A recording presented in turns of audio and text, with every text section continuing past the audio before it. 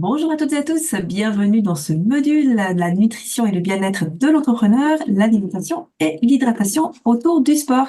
Aujourd'hui, nous allons donc apporter Bonjour à toutes et à tous, bienvenue dans ce nouveau module nutrition et bien-être de l'entrepreneur.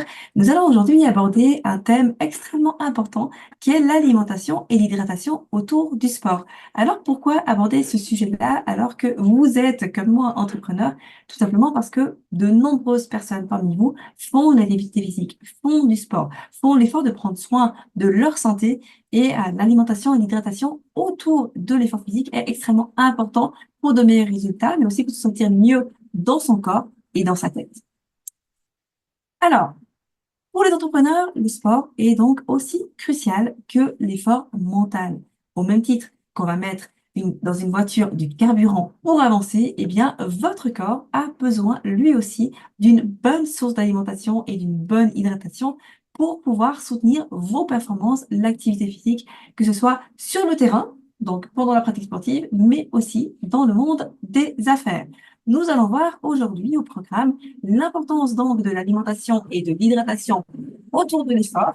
Nous allons voir ensuite comment s'hydrater avant, pendant et après l'effort, comment s'alimenter autour de l'effort. Que penser des compléments alimentaires pour terminer, parce qu'on entend énormément de choses à ce sujet. Alors tout d'abord, parlons vraiment de cette importance de l'alimentation et de l'hydratation autour de l'effort physique.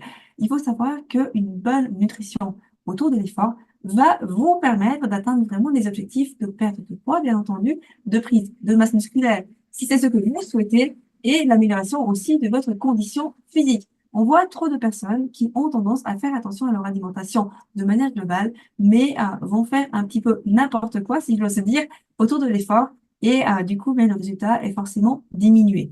Une bonne alimentation autour de l'effort amène de l'énergie, amène de la force, davantage de force et vraiment une meilleure endurance aussi pour exceller vraiment dans votre sport favori. Quels sont les nutriments essentiels à l'exercice physique? On va faire un très bref rappel parce qu'on l'a déjà vu ensemble. Tout d'abord, on a besoin de glucides. Les glucides, hydrates de carbone ou aussi appelés sucres, sont le principal carburant du corps pour l'effort physique. On les retrouve notamment dans les farineux, tout ce qui est pain, pâtes, riz, pommes de terre, maïs, céréales en tout genre, dans les fruits, les laitages, les boissons sucrées, bien entendu, les desserts. Attention pour ces deux derniers éléments, ce ne sont pas des sucres qui sont essentiels pour le corps, mais ça fait partie aussi du plaisir. Et puis, il faut savoir que une insuffisance en glucides pendant l'effort va amener à une récupération qui va être diminuée, qui va être moins bonne, à une plus grande fatigue, forcément aussi un manque d'énergie et un risque de blessure qui s'accroît autour de l'effort physique. On a ensuite les protéines qui sont un peu comme le mur de briques, en fait, qui vont permettre la construction et la préparation de nos muscles et de nos tissus.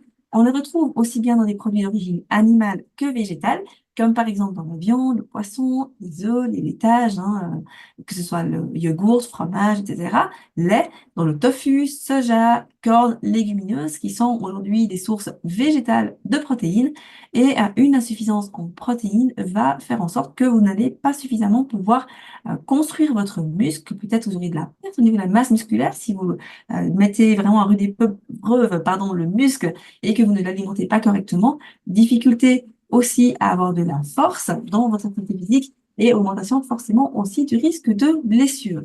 Et on a enfin les graisses qui sont extrêmement importantes, elles aussi. On a tendance à les négliger. On pense souvent qu'il faut supprimer les graisses, qu'on en a besoin vraiment très très peu, mais on en a besoin vraiment, bien entendu, à tous les repas, ça on l'a déjà vu, mais on a aussi besoin autour de l'effort.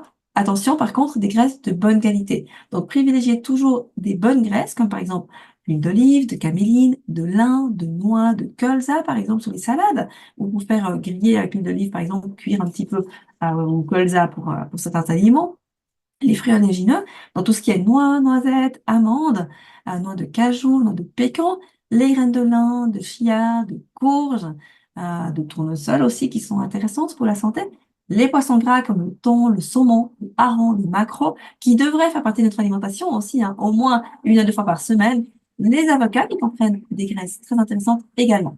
Par contre, attention à limiter tout ce qui est crème, beurre, tout ce qui est plat pré-cuisiné qui contiennent des matières grasses, les pâtes feuilletées, les pâtés, les terrines, les fritures, les panures, les plats en sauce à la crème, par exemple, ou au beurre.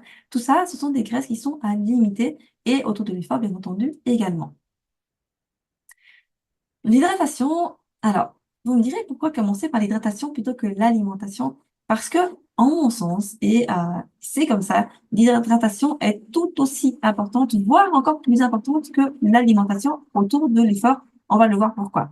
Sachez que, à partir du moment où vous perdez ne serait-ce que 1 ou 2% du poids corporel en eau, eh bien, vous avez déjà au moins 20% de perte de performance physique et mentale. Pourquoi physique et mentale? Parce que quand on est déshydraté, aussi, on n'arrive pas à prendre des réflexes, des décisions rapidement, on a moins de réflexes pour les gestes techniques, mais également pour les prises de décision de manière globale. Selon les sports, on doit prendre des décisions au bon moment et on a tendance à avoir moins de réflexes si on est déshydraté. Au quotidien, buvez donc déjà suffisamment pour ne pas être déshydraté déjà avant l'effort, minimum 1,5 litre à 2 litres de boisson non sucrée, surtout de l'eau en dehors de l'effort, soit au moins 8 verres d'eau par jour. Comment on fait pour savoir si on est bien hydraté? Eh bien, c'est très simple. Premièrement, observez l'aspect de vos urines. Vos urines doivent être transparentes ou très très claires et inodores. On va le voir dans un instant un peu au niveau de l'aspect couleur. Ce que vous pouvez faire aussi, c'est vous peser de temps en temps, juste avant et juste après un effort physique, dans la même tenue, les mêmes conditions, les mêmes circonstances, simplement avant et après l'effort pour voir le poids que vous perdez pendant l'effort. Il faut également savoir que quand vous avez soif, c'est que vous êtes déjà déshydraté. On ne devrait pas attendre d'avoir soif pour commencer à boire. Au contraire, si vous ressentez la soif, attention, buvez vraiment rapidement, n'attendez pas parce que vous êtes déshydraté. Pensez aussi toujours que la meilleure boisson pour s'hydrater reste les boissons non sucrées, l'eau et pas forcément les sodas ou les boissons sucrées. Ici, on voit sur ce schéma la couleur que devraient avoir les urines. Normalement transparente, tout à gauche, ou très, très, très légèrement jaunâtre, mais vraiment léger. Par contre, dès qu'elle commence à être colorée ou à sentir un peu fort, c'est que vous êtes vraiment déjà déshydraté. Ça peut bien entendu être d'autres symptômes, d'autres choses, comme par exemple un risque d'infection, mais rien qu'au niveau de l'hydratation, c'est extrêmement important de vérifier la couleur, parce que plus l'urine va être concentrée, eh bien, moins vous avez finalement d'eau dans votre corps.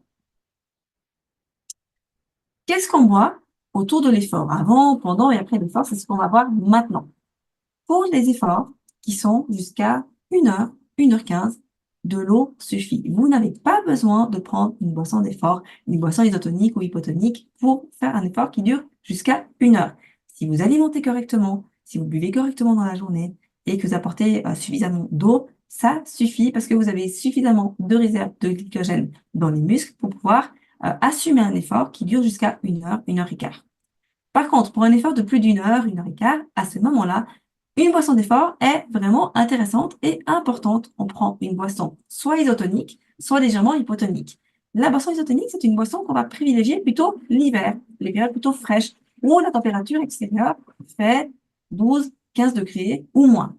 Pourquoi? Parce que quand il fait froid, eh bien, on a besoin d'un petit peu moins d'eau en quantité, mais un peu autant d'énergie. Et une boisson isotonique va comprendre entre 6 et 8 grammes de sucre pour 1 décilitre.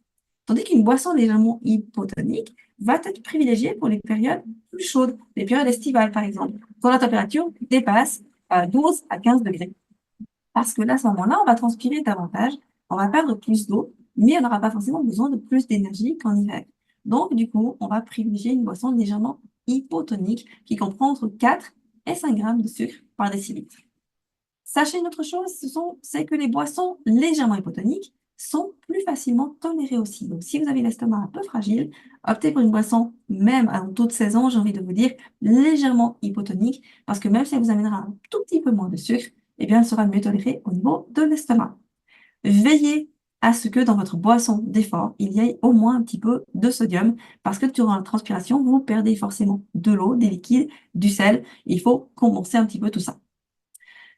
Que dire de plus par rapport à ça? C'est déjà pas mal. Ne confondez simplement pas les boissons énergisantes du type Red Bull ou boissons qui amènent de la caféine, par exemple, avec les boissons énergétiques, les boissons d'effort, hypo ou isotoniques. Ce sont deux boissons complètement différentes. Et pour l'effort, ce sont bien des boissons hypo ou isotonique dont vous avez besoin. Ici, on a un tableau qui résume vraiment comment vous hydrater avant, pendant et après l'effort, que ce soit pour des entraînements, que ce soit pour des compétitions, si vous faites des compétitions. 2 heures avant l'effort, buvez entre 300 millilitres et un demi-litre d'eau. Pourquoi? Pour vous hydrater correctement.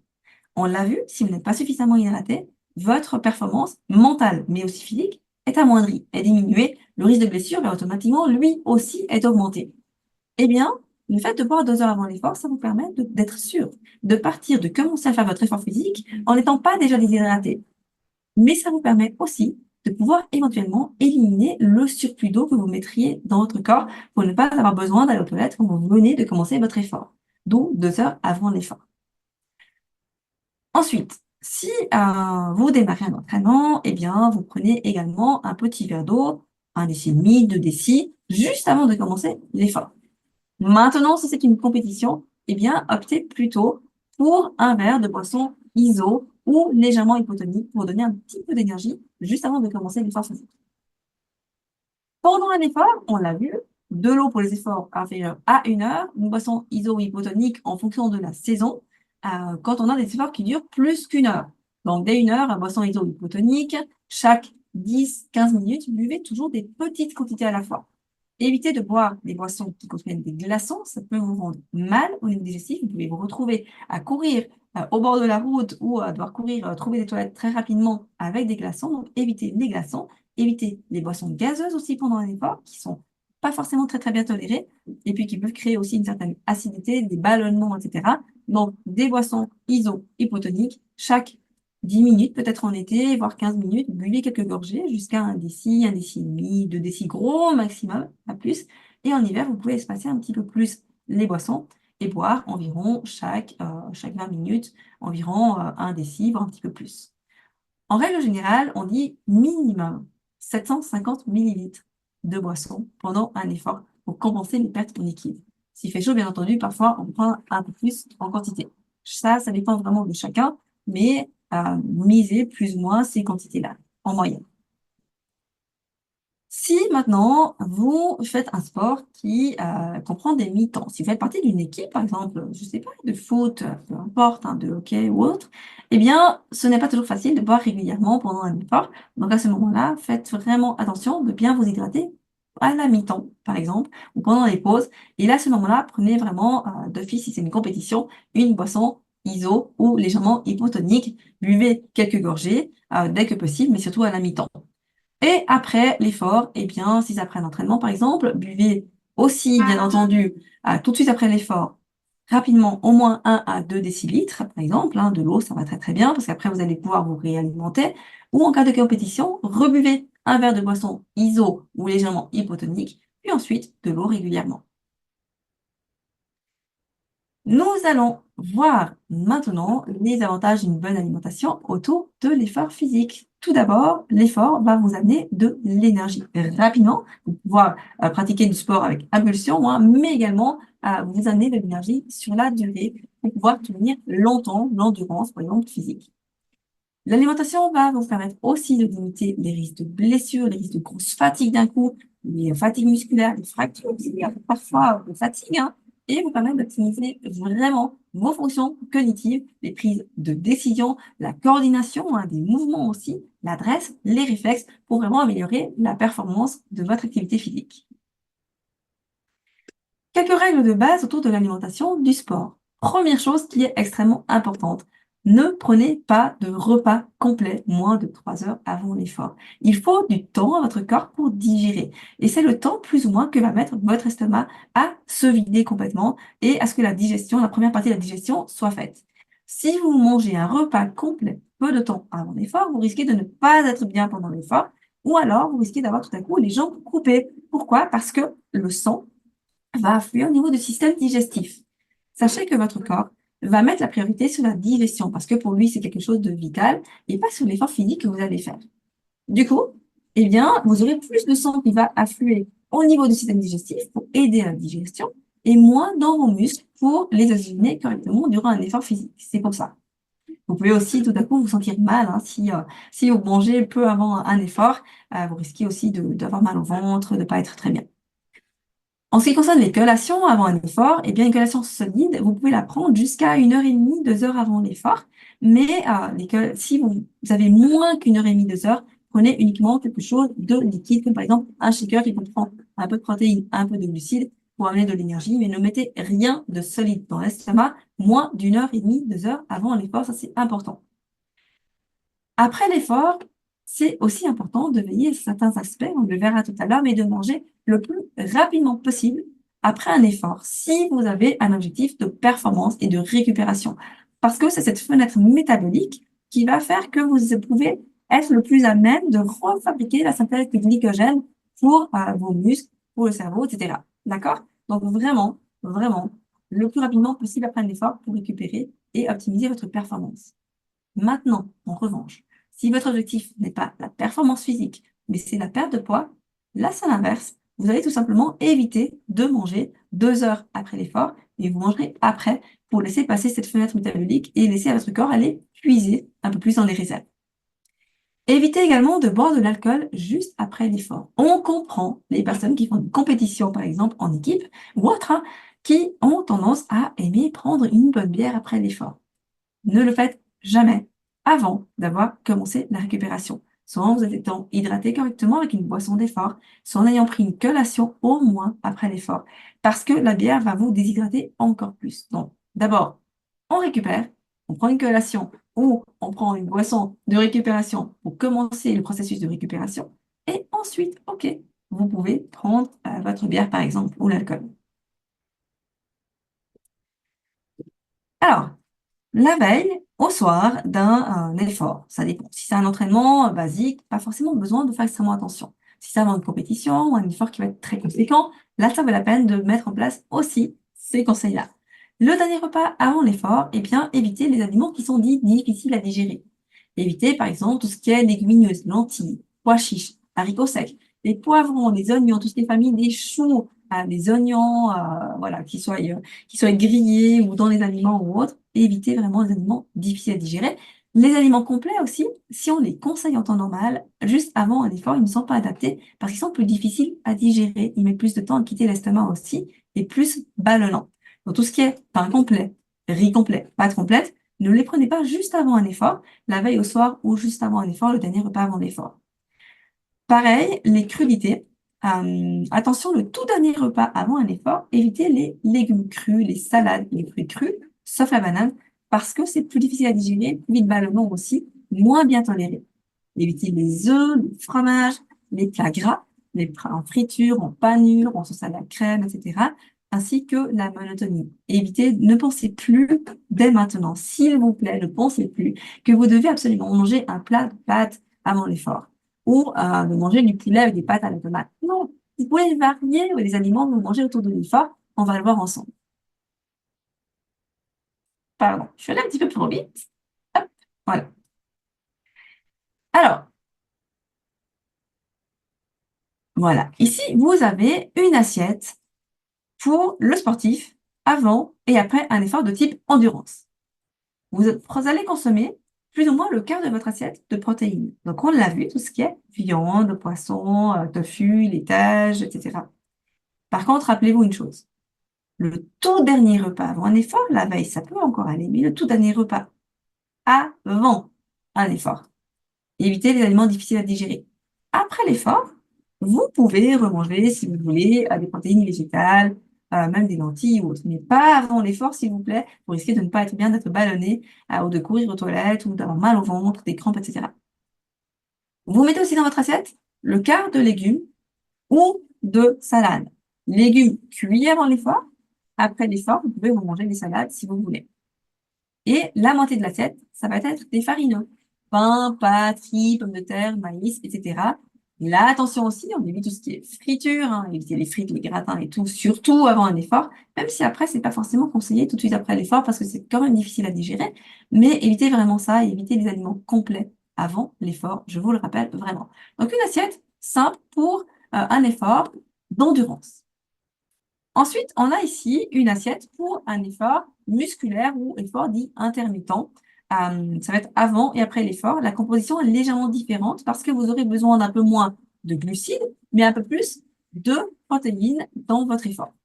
Donc là, c'est facile. Vous mettez le tiers de chaque aliment dans votre assiette. Tiers légumes ou salade, que légumes cuits si c'est avant l'effort, sinon salade, c'est OK. Tiers de protéines, tiers de farineux, et le tour est joué. Ça, c'est vraiment autour de l'effort musculaire ou dit intermittent. Vous voyez ici à l'écran des idées de repas avant ou après l'effort. Et on le voit encore une fois hein, que sur la gauche, eh bien, vous avez des aliments qui sont faciles à digérer. Des parties aussi, si on prend de la viande, du filet qui est facile à digérer, qu'une côtelette, par exemple, qui n'est pas adaptée. J'ai quand même mis un exemple. Ici, vous voyez, hein, le repas de la viande de bœuf, voilà. Alors, la viande rouge, on peut en prendre. Par contre, si vous êtes un sportif d'élite, là, je vous conseillerais plutôt de la viande blanche, effectivement, ou du veau, par exemple, que de la viande rouge. Mais si vous êtes un sportif amateur, ça peut aller. Si c'est une partie qui est facile à digérer. Mais si vous êtes vraiment un sportif de haut niveau, d'élite, là, remplacez simplement le bœuf, par exemple, par du veau, de la dinde ou du poulet, ou alors un poisson, tout simplement. Après l'effort, ce sont un peu le même type de repas qu'avant l'effort, hein, comme vous le voyez ici. Simplement, on peut réintégrer de la salade, par exemple, des aliments qui sont crus et du boulgour ou du blé qui sont des aliments un peu plus complets que des pâtes, du riz ou des pommes de terre qu'on va retrouver avant l'effort. Donc, un repas équilibré, toujours avec les trois mêmes éléments dans l'assiette, simplement la composition, la quantité va changer dans votre assiette. Et puis voilà, tout simplement. Hop, ensuite, alors,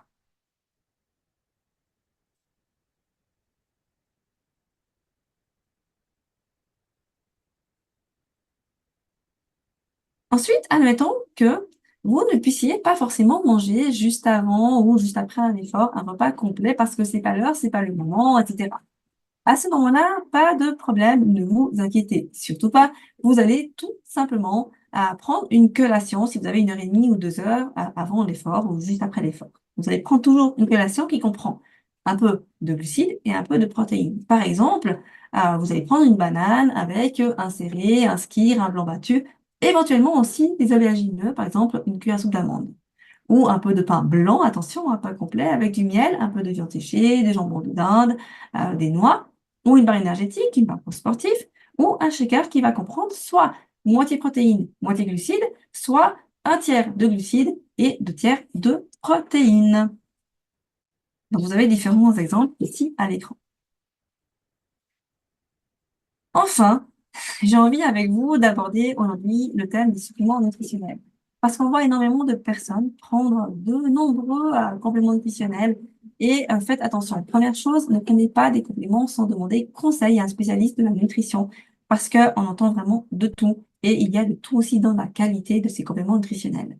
Alors, les compléments autour de l'effort physique sont importants pour les sportifs d'élite, pour les sportifs professionnels, parce que leurs besoins nutritifs sont accrus, mais pas forcément toujours non plus nécessaires pour un sportif amateur. Donc, ne prenez pas n'importe quoi, hein, demandez toujours conseil. Et il faut savoir que les compléments ne se prennent pas juste occasionnellement comme ça, pour la plupart. On ne prend pas un complément un jour oui, un jour non, un jour oui, un jour non, parce que vous n'aurez pas d'effet escompté. Ils se prennent sous forme de cure en règle générale, pendant au moins 3 mois, jusqu'à 6 mois pour certains, mais sous forme de cure. Sachez également que donc ces produits qui sont naturels sont efficaces vraiment si ils sont pris correctement et quotidiennement durant ce laps de temps. Alors, on a plusieurs manières d'administrer un complément nutritionnel. La voie la plus connue, ça reste la voie orale. Les pastilles, les gélules, les capsules, etc., qui sont intéressantes, mais sachez simplement aussi que comme elles passent par le système digestif, on aura toute une partie du principe actif qui va ne pas être assimilée correctement parce que ça passe forcément par l'intestin, par l'estomac, le foie, parfois par les intestins, les reins, etc. Et donc, on a plus ou moins, on dit, ouais, le tiers, voire la moitié parfois des principes actifs qui vont être éliminés. Donc, les personnes qui ont de la difficulté à digérer, les personnes qui ont des problèmes de perméabilité au niveau des intestins, par exemple, qui ont des soucis à ce niveau-là, la voie orale n'est pas la plus adaptée ou des problèmes d'assimilation.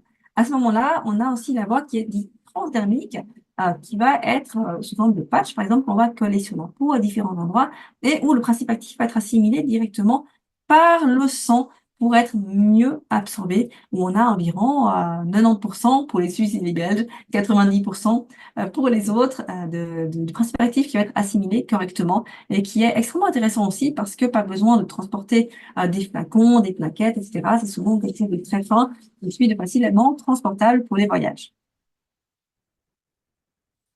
Alors, on a plusieurs compléments nutritionnels qu'on peut prendre quand on est sportif. Une personne qui souhaite prendre un peu de masse musculaire ou qui s'entraîne vraiment très dur et qui a besoin de récupérer, qui sollicite beaucoup ses muscles, là, un shaker de protéines peut être intéressant, mais pas n'importe comment. Si vous prenez de la whey pure, prenez au moins un fruit avec ou mettez dans du lait plutôt que de l'eau. Pourquoi? Si vous mettez de la protéine, 100% protéine, sans rien d'autre dedans, c'est comme si vous preniez votre shaker et que vous mettiez dans les toilettes. Pourquoi? Parce que le corps a besoin d'une petite quantité de glucides pour assimiler correctement la protéine. Pas besoin d'une grande quantité, mais au moins avec un fruit ou au moins avec du lait. Mais autrement, ce qui est recommandé, c'est plutôt une protéine qui comprend moitié protéines, moitié glucides, ou 2 tiers de protéines et au moins 1 tiers de glucides à l'intérieur. Vous prenez à ce moment-là le shaker juste après l'effort musculaire, par exemple, ou pour les collations, lorsque vous voulez prendre vraiment de la masse musculaire. La boisson isotonique ou légèrement hypotonique, on l'a vu, elle est intéressante pour tout le monde à partir du moment où vous faites un effort qui dure plus que 1 heure. Juste à ce sujet, une dernière chose. Vous savez, quand vous faites un effort d'endurance, un effort qui est très long, et que vous partez peut-être avec une collation solide pour l'effort et une boisson énergétique. Faites attention de ne jamais boire une boisson iso ou hypotonique en même temps que vous mangez quelque chose qui amène de l'énergie, parce que vous amènerez trop de sucre d'un coup et vous risquez de ne pas vous sentir bien. Donc, les moments, par exemple, si vous faites un effort qui dure des heures et des heures, qui dure peut-être 4 heures, 5 heures, 6 heures ou plus, vous avez peut-être besoin de mettre du solide dans l'estomac à un moment donné et ne pas forcément prendre qu'une boisson isotonique.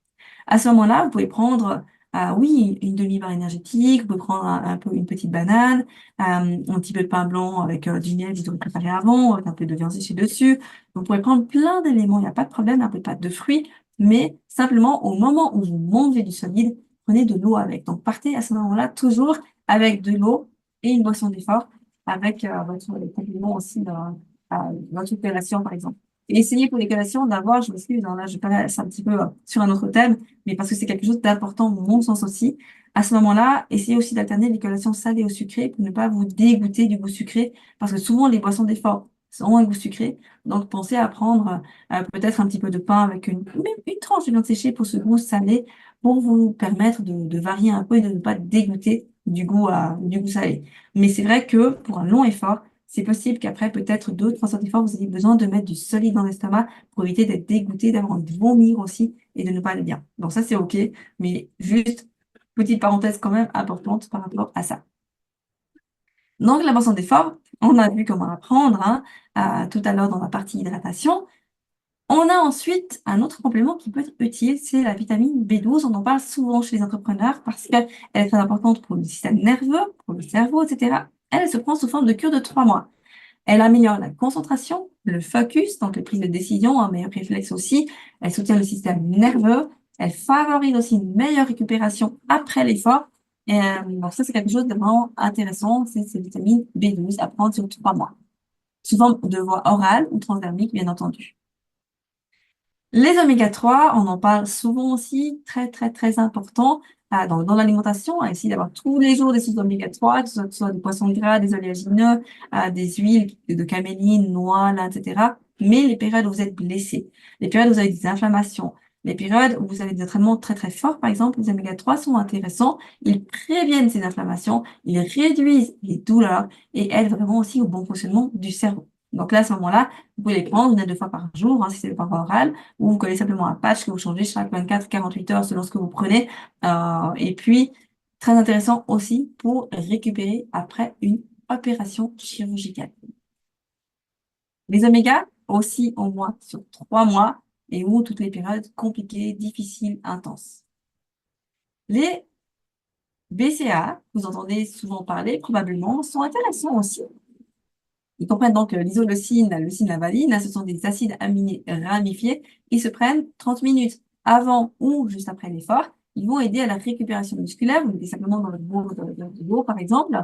ils vont diminuer la sensation de fatigue et aider, soutenir vraiment la synthèse des protéines après un effort physique. Ils sont intéressants si vous voulez prendre aussi de la masse musculaire, si vous voulez vous entraîner très très fort pour récupérer après l'effort. Mais sinon, si vous faites juste du sport un peu de temps en temps comme ça, pas besoin de prendre des BCA, honnêtement. On a ensuite la spiruline. On entend beaucoup parler de la spiruline. Elle est intéressante parce que c'est donc une algue bleue qui est très riche en protéines et en différents éléments nutritifs intéressants.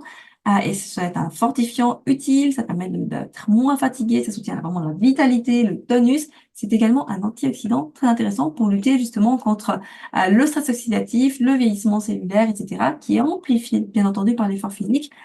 Il n'est pas, la spiruline n'est pas indispensable, mais c'est un complément qui peut être intéressant aussi sous forme de cure pour le sportif, surtout en période compliquée, donc et très très très intense. La caféine. On entend plein de choses aussi sur la caféine. Elle se prend, oui, effectivement, pourquoi pas pour donner un coup de fouet, mais 30 à 45 minutes avant l'effort pour améliorer la sensation d'énergie. Mais en réalité, il y a peu d'effets sur la performance sportive. Ça va donner un coup de fouet, si c'est juste avant l'effort. Ça permet aussi d'améliorer souvent la mémoire, de boire un café, mais ça va pas non plus améliorer vraiment vos performances physiques en tant que telles, votre performance sportive. Simplement un bon coup de fouet qui va vous aider. Donc, ne prenez pas forcément des compléments, c'est pas nécessaire en tant que sportif amateur de prendre de la caféine, d'acheter des compléments de caféine. Vous pouvez prendre un café juste avant l'effort, vous pouvez prendre juste, oui, alors un complément si vous faites un très long effort puis que vous avez besoin d'un petit coup de fouet à un moment donné pendant votre effort, mais sinon, c'est pas quelque chose qui est indispensable à prendre non plus cette caféine. La créatine, je vais volontairement pas vous donner les dosages, le type de créatine et les informations détaillées là-dessus parce qu'il faut faire attention avec la créatine.